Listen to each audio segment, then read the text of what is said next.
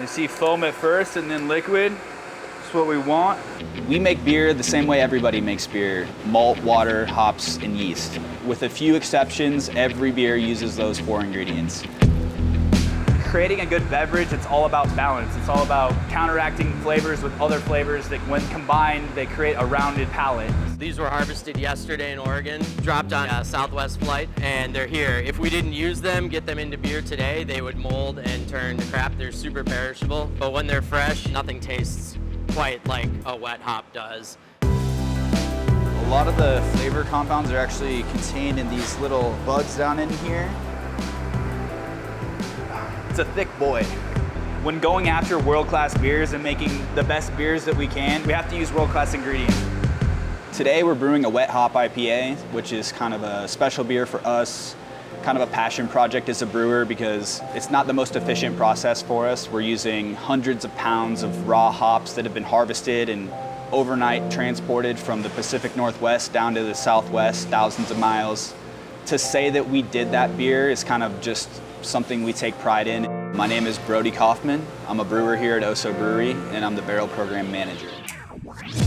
From a beer perspective, me, Josh, and Garrett are in charge of producing the beers. So we take raw ingredients and put them through the process of the hot side of brewing all the way through fermentation and then packaging and then inevitably into the hands of our consumers.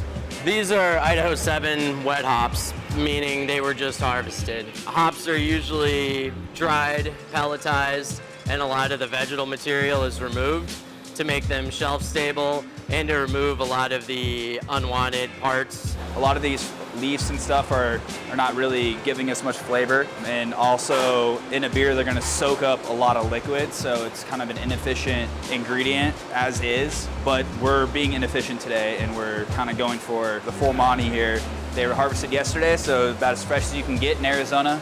We're using them on the cold side today. The rest we're using on the hot side, so we're kind of pushing the limits of their versatility here, seeing if we can use it as a wet dry hop, which means a secondary addition for us. Basically, it's going to go into a fermenter at cold temperatures, so it's a little bit different of a compound extraction at different temperatures. So the cool thing is hops are harvested over about a month-and-a-half period in like late August to basically the end of September, and all of the hop harvest in the northern hemisphere happens just during that 1 month time.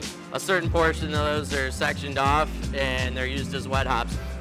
Closest familial relative is cannabis, so that should probably give you some idea what they smell like. They're nugs, they kind of look like cannabis nuggets. A lot of cannabis users enjoy IPAs, coincidentally.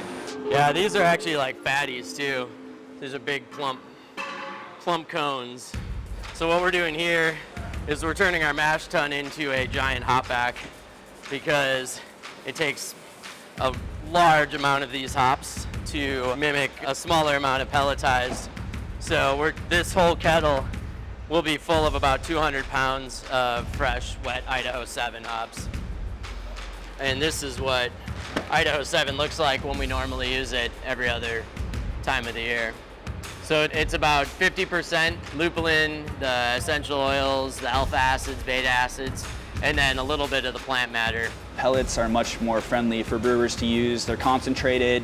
They kind of isolate the compounds and the flavors that we want in beer and get rid of a lot of the vegetal matter, the leafy parts of the hops that are really not contributing flavors to the beer. So they create a more concentrated version for us. Typically hops are used in much smaller amounts. A typical batch of beer on the hot side might use somewhere around 20 pounds of hops total, and today we're going to be throwing 200 pounds of hops into this batch of beer. Normally we start with a mash, and this is our mash tun. This is where we convert starches into sugars, make mash, and then it goes over to our boil kettle where we pasteurize and concentrate the solution. Today, because it takes such a large hop load of wet hops, we're filling our mash tun then and using it as a giant hop back. So once we're done with our boil, we're gonna send all of our wort back on top of all of these hop cones. We're gonna move 300 gallons of hot sugar water onto all of those like 200 pounds of hops to start isomerizing alpha acids and extract the hop like terpenes, aromas. Get all those hops extracted and then just start knocking it out. which is basically chilling down the wort to fermentation temperatures and injecting oxygen into it so the yeast grow and start fermenting. But yeah, I'm gonna start moving it over now, and then it'll start smelling good.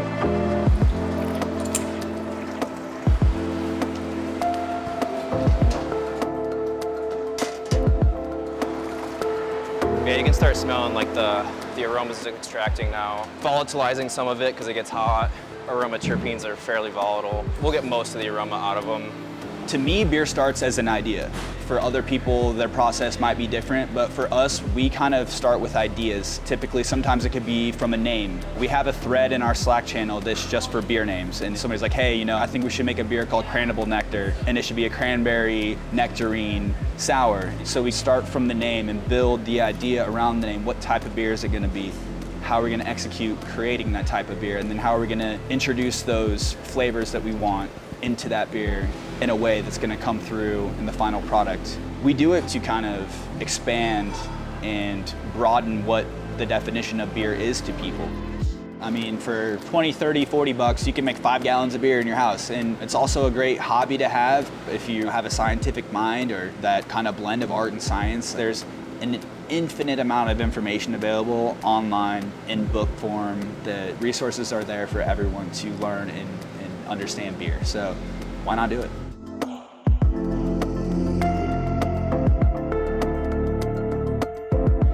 Swelling the barrel heads just prevents any potential leaks once we start to fill them. They're typically the part of the barrel that tends to dry up the fastest. Barrels actually aren't held together by anything but basically what you see. It's literally wooden staves that have these metal hoops on them, and those hold them together. If they get dry, you can just kick one and it'll fall apart. Beer in barrels is kind of a whole nother realm of brewing and aging, really. All the barrels we use are second use barrels. So out of that barrel, you're looking for a little bit of the character that the barrel contributes, tannins, vanillins, like different compounds that exist within the wood. The char contributes some flavor. Most spirit barrels are charred to an extent, so we're looking for both a combination of the barrel and then whatever was aged in the barrel prior to the beer going into it. So whether it's a spirit, whether it's wine, we get maple syrup barrels where they're literally aging maple syrup in a barrel, and then we're taking it and putting a wee heavy and making a French toast inspired beer. These come sealed from the distilleries that they originated in. So kind of the first step is pop all the bungs and give them a quick inspection, make sure everything looks good inside. You don't see some type of mold or something else that looks off inside of the barrels.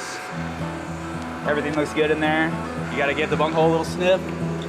Make sure it smells good. This is actually a mezcal barrel from Mexico.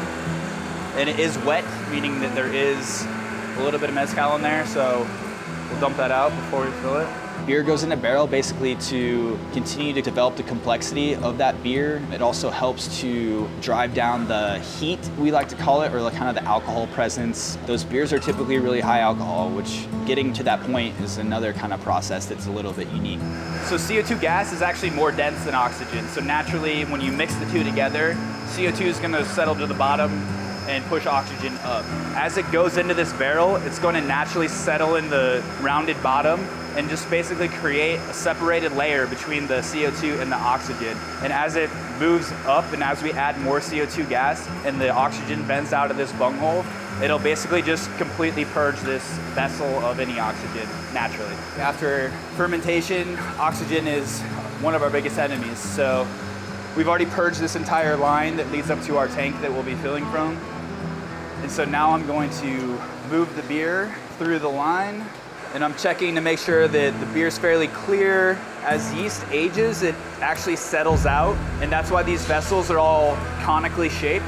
It's a natural way to collect the yeast and either harvest it for reuse or get it out of the beer. So as you first start to run it, there might be a little bit of residual yeast left towards the bottom of the tank.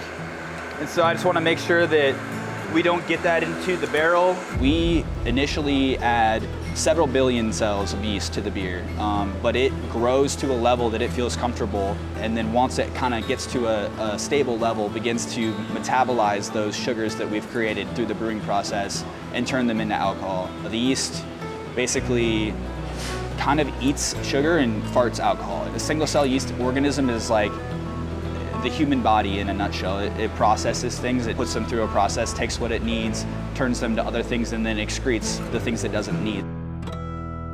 During fermentation, as the yeast is going through metabolizing the sugars, one of the byproducts of that is CO2 gas. So if you've ever seen a homebrewer that's got a little airlock, little bubbles coming out of it, this is basically just like a bigger version of that. So as it's creating alcohol and heat, it's also shooting off CO2 gas. So during an active fermentation, you'll see these bubbles rolling for typically like 5 to 7 days while it's still active. Make sure we don't get any yeast into these barrels because this beer is going to sit in here for anywhere from 8 to 12 months. And then I just spray with a little bit of isopropyl alcohol, which is a very effective sanitizer, just to make sure that everything's clean. So now we're actively filling this tank.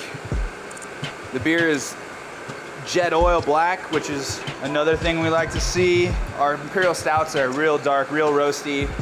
We make beer the same way everybody makes beer: malt, water, hops, and yeast. With a few exceptions, every beer uses those 4 ingredients. Places like Germany with the Reinheitsgebot, which is the German purity laws, even to this day, those are the only 4 ingredients that are allowed to go into a beer. So when you think German beers, you think very traditionally sound styles because they have to focus on those ingredients exclusively. They can't throw in bananas or like some weird, fruit puree or whatever it is. People are getting crazy these days, especially in America. So another important step in the process is to always try the beer before it goes into barrel. You don't want to fill these thousands of dollars of nice oak whiskey barrels with bad beer. But it's always good. Last thing to do, just to take one more sample and make sure that everything's good. Taste how you want to taste. And it's a thick boy. Roasty, sweet. You taste the alcohol burn, and it'll make a nice barrel-aged beer in about 8 months when we pull it out. You see foam at first and then liquid. That's what we want. Kind of let it top off so it's all the way full. Make sure there's no oxygen in there. And we'll actually move right on to the next barrel that's already been purged and get that guy going. And then with this, make sure the bung's sanitized one more time. Pop it in. We got a full barrel of stout. We purge this barrel with CO2 gas, and you can kind of see it venting as we're filling it with liquid. Now the liquid's purging the CO2 back out of the barrel after we use the CO2 to purge the oxygen. So it's kind of a 3-stage process. First eliminating the oxygen, and then basically eliminating the CO2 gas as we replace it with the beer. The amount of resources is incredible. If you want to learn how to make beer and you have a desire to do so, you can do that for sure. And there's so much good literature out there that you could become an expert in your own home just from reading and trying things. And there are traditional forms of education you can get. It's been pretty limited, and that people don't always have the resources to go spend tens of thousands of dollars on that type of education. Start brewing at home, get to know the process at home, start to learn how it works, start to read the books. But at the end of the day, I could do what I do without a college education. Now this beer that we brewed today, So Fresh and So Green, is going to sit in this tank for about 2 to 3 weeks as it goes through its fermentation and then flocculation and clarifying processes. And at that point, we'll move it along and try to get it out as quick as possible. The thing about IPAs is they're always better fresh. So the quicker we can get this beer into the mouths of our customers, the better. So we'll keep a real keen eye on this and monitor its activity really closely. And as soon as we can move it to that next stage in the process, we're gonna do that. At the end of the day, as a small independently owned brewery, it's David versus Goliath. But our ability to be creative and stay relevant is what keeps us coming back to work every day. One of the parts that I typically pride myself on is bringing the artistic side to things, and the balance that we achieve through all of our strengths gives us a really cool kind of end product that makes people happy and brings people together. And the fruits of our labor literally creates happiness.